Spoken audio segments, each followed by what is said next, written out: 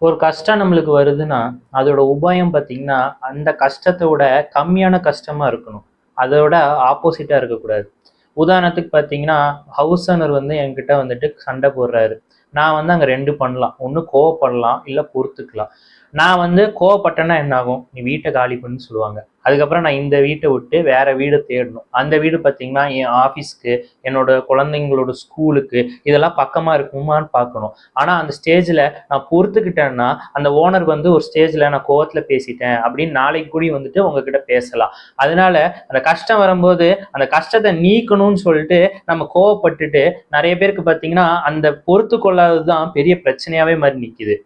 அதனால ஒரு கஷ்டம் வந்துச்சுன்னா அந்த கஷ்டத்துல இருந்து நம்ம வெளியில வர்றதுக்கான உபாயம் எனக்கு சீக்கிரமா வேண்டும் தான் பாக்குறோம். அந்த உபாயம் எப்படிப்பட்டதுன்னு யாரும் பாக்குறது இல்ல. அதாவது அதோட கான்சிக்வன்சஸ் எப்படி இருக்கும்னு யாருமே நினைக்கிறது இல்ல. அர்ஜென்ட்டா பாத்தீங்கன்னா டக்குன்னு எனக்கு தோணுச்சு, நான் டக்குன்னு பண்ணிட்டேன். அந்த இடத்துல நான் பேசாம பொறுத்துட்டு இருந்தேன்னா அங்க பிரச்சனை ஆயிருக்காது. என் கோவத்தினால நான் பேசிட்டேன் அப்படின்னு சொல்லிட்டு நிறைய பேருக்கு பாத்தீங்கன்னா அந்த சகிப்புத்தன்மை தான் பெரிய பிரச்சனையா மாதிரி நிக்குது.